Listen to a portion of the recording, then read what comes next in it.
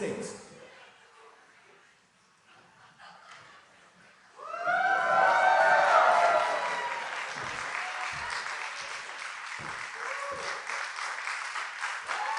Good afternoon. Thank you. Thank you. Please have a seat if you have one.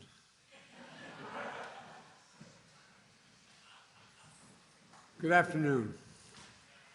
Saturday, January 21st, 2023, Lunar New Year, a time to enjoy.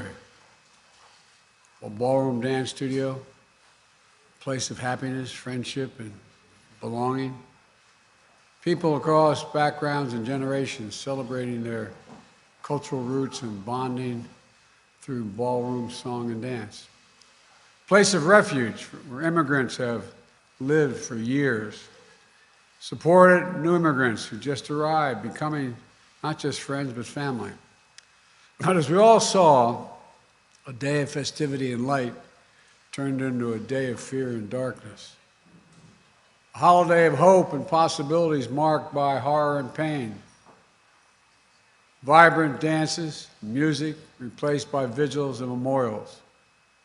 11 souls taken, 9 injured. Private mourning made public. That sense of safety shattered. Survivors will always carry the physical and emotional scars. Families left behind who will never be the same. One of the worst mass shootings in California history. A tragedy that has pierced the soul of this nation here in Monterey Park, the San Gabriel Valley, the heart of the Asian American community. My dear friend Judy Chu, former mayor of Monterey Park, your Congresswoman and chair of Congressional Asian Pacific Caucus. Senator Alex Padilla, champion for this community, the entire state. My good friend Supervisor Hilda Solis and all elected officials, law enforcement, first responders, faith leaders, community members, all here today. You've shown up for this community, and I know you always will. To the families of victims who spend time, I get a chance to speak with today, and whom Vice President Harris spent time with a few weeks ago. I'm here on behalf of the American people to mourn with you, to pray with you, to let you know you are loved and not alone. Every case is different, but I know what it's like. I know what it's like to get that call. I know what it's like to be told. I know what it's like to lose a loved one so suddenly. It's like losing a piece of your soul. It's like a black hole in your chest you feel like you're being sucked into. Suffocated, hardly able to breathe. The anger, the pain, the depths of the loss so profound it's hard to explain. The suddenness tends to magnify the grief. As time passes, the shock and numbness slowly make way for the sobering reality of their absence. An empty chair at the dinner table, the birthdays, the anniversaries, the holidays, without them. Everyday things, small things, the detail you miss the most, the scent when you open that closet door, the park you go by that you used to stroll in, the morning tea you shared together, the bend of his smile, the perfect pitch of her laugh. As Judy shared with me, this is a tight-knit community with intergenerational households and deep reverence and respect for its elders. A community that's opened its heart and its homes to friends and neighbors and stood strong throughout the pandemic as anti-Asian hate crimes rose. A community that, in the face of horrific tragedy, has become a symbol of hope and resilience. Pushing forward together, healing together, people from all faiths and backgrounds rallying to show their love and support, raising money for funeral costs and memorials, providing counseling, and translation services to the victims' families, providing and proving that even with heavy hearts, we have unbreakable spirits. As a nation, remember them. Immigrants from China, the Philippines, Vietnam, Taiwan, all of whom found a home in America. Mr. Ma, age 72, a pillar of the community, a beloved manager and dance instructor at Star Ballroom. He walked patrons to their cars at night, helped new immigrants find jobs. His children and grandchildren will carry on his legacy in the spirit of one of his favorite Chinese proverbs: cherish the people in front of you. Cherish the people in front of you. And Igao, 72, Mr. Nice, for his kindness, his positivity, his infectious smile, a free spirit always ready to lend a helping hand. He died shielding his dance partner. Showed you on you, 57, devoted mom, wife, sister, woman of faith, always there to help others, bringing food and newspapers to family members who had trouble walking. Always, always working tirelessly with her husband to build a future for their 3 children. Nancy Jeanne, 62, known as Sister Sunshine. She loved to play cards, piano, and the weekly volleyball game. Always sharing her homegrown plants and vegetables with neighbors and friends. A dedicated mom, married nearly 40 years. Husband and wife who were always together, even in their last dance. Valentino Alvaro, 68 years old, a servant of God, life of the party, storyteller, who made the whole room laugh, a man devoted to his children and his grandchildren. May Manon, 65, the bedrock of her family and friends. The eternal optimist, avid dancer who'd visit the studio every weekend, often leaving snacks behind for her classmates. She radiated positive energy through her laughter, her kind words, and her smile. Moy Dayan, 67, refugee, community builder, cherished friend, known for her kindness, her sweetness, her generosity, her beloved family, the center of her world. Diana Tom, 7 years old, devoted daughter, wife, mother, grandmother, who loved to sing karaoke. A giver and an adventurer who loved to explore new foods and travel the world. Charles Zhao, 76, grateful, reflective, believed in living to the life to the fullest. He constantly showed his family and friends and showered them with warm words of encouragement, hope, and love.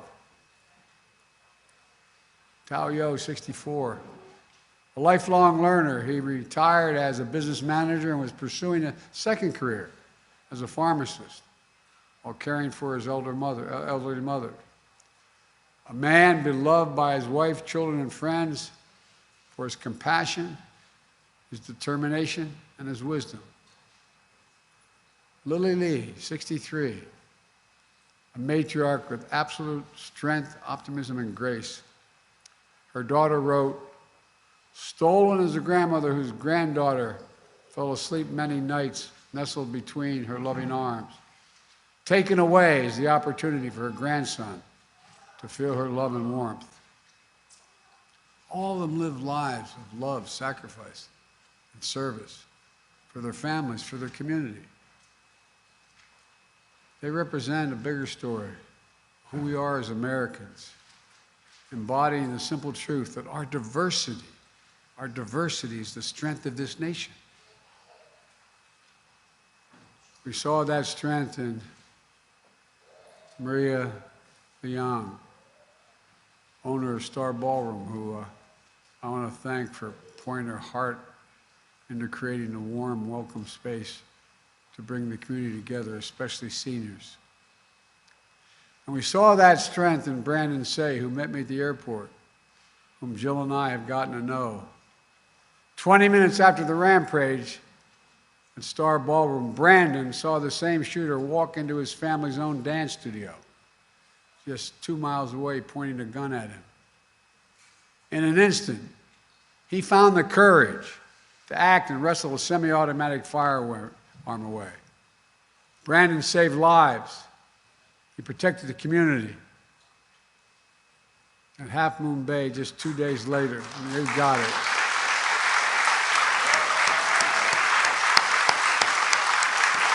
Brandon, stand up.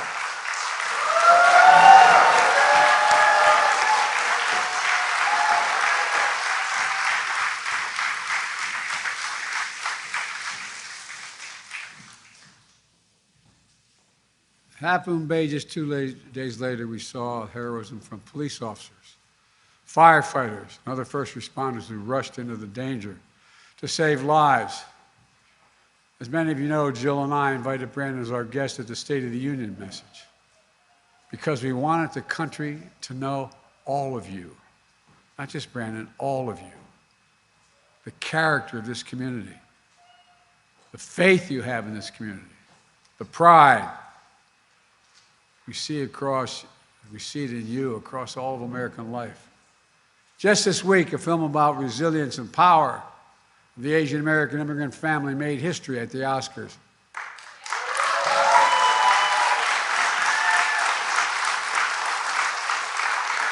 Echoing the heart of so many in this community. We also hear a message we've heard too often, including 2 years ago this week, after the spa shooting in the Atlanta area. Enough. Do something. We remember and mourn today, but I'm here with you today to act. Last year, after the mass shooting in Buffalo, New York, and Uvalde, Texas, I signed into law, after being both places, a bipartisan Safer Communities Act, the most significant gun safety law in almost 30 years. That was in addition to me signing more executive actions to reduce gun violence than any of my predecessors at this point in their presidencies. Today, I'm announcing another executive order that will accelerate and intensify this work to save more lives more quickly. First, this executive order helps keep firearms out of dangerous hands, as I continue to call on Congress to require background checks for all firearm sales. And in the meantime, my executive order directs my Attorney General to take every lawful action possible to move us as close as we can to universal background checks without new legislation. It's just common sense to check whether someone is a felon, a domestic abuser, before they buy a gun. The executive order also expands public awareness campaigns about the red flag laws, which my son, before he died, Attorney General in Delaware, was a great proponent of and instituted. So more parents, teachers, police officers, health providers, and counselors know how to flag for a court that someone is exhibiting violent tendencies, threatening classmates, or experiencing suicidal thoughts that make them a danger to themselves and others, and temporarily remove that person's access to firearms. And it promotes, this executive order, safe storage for firearms, something every responsible gun owner agrees with. Second thing it does, the executive order ramps up our efforts to hold the gun industry accountable. It's the only outfit you can't sue these days. It does that by calling out for an independent government study that analyzes and exposes how gun manufacturers aggressively market firearms to civilians, especially minors, including by using military imagery. And it directs the Attorney General to publicly release alcohol, tobacco, and firearms inspection reports of firearms dealers who are cited for violation of the law.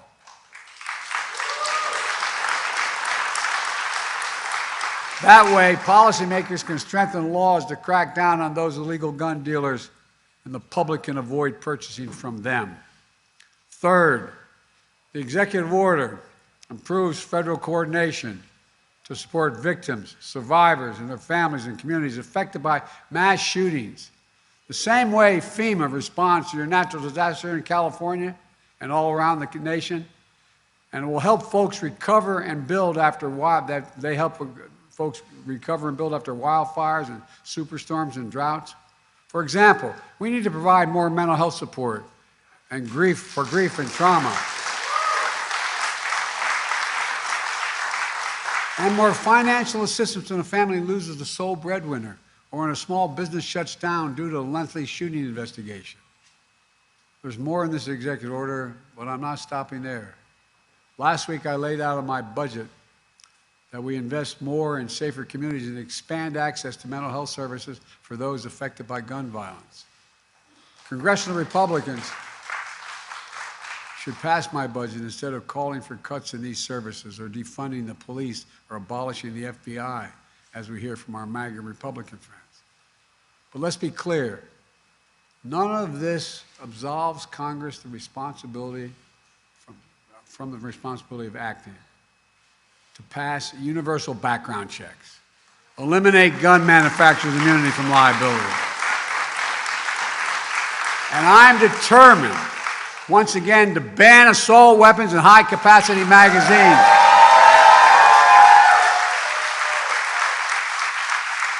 I led that fight to ban them in 1994. The 10 years that law was in place, mass shootings went down. Our Republican friends let it expire 10 years later. And mass shootings tripled since then, tripled. So let's finish the job. Ban assault weapons, ban them again, do it now. Enough, do something big. Folks, let me close with this. Scripture says, the Lord is near to the brokenhearted and saves the crushed in spirit. A lot of us have been there. As we gather here today, I know your hearts are broken, but I know your spirits are strong. And as you remember and heal, I know the light of your loved one is once again going to lead you forward. It takes time. I tell everyone, at least it did with me, it takes time. But I promise you, the day will come when the memory of your loved one brings a smile to your lips before it brings a tear to your eye. A tear will never fully go away. But when you had that smile first remembrance, that's when you know. That's when you know you're going to make it. You're going to know you're going to make it. My prayer for all of you is that day will come sooner than later, but I promise you, it will come. God bless you all. I admire you so damn much. Thank you.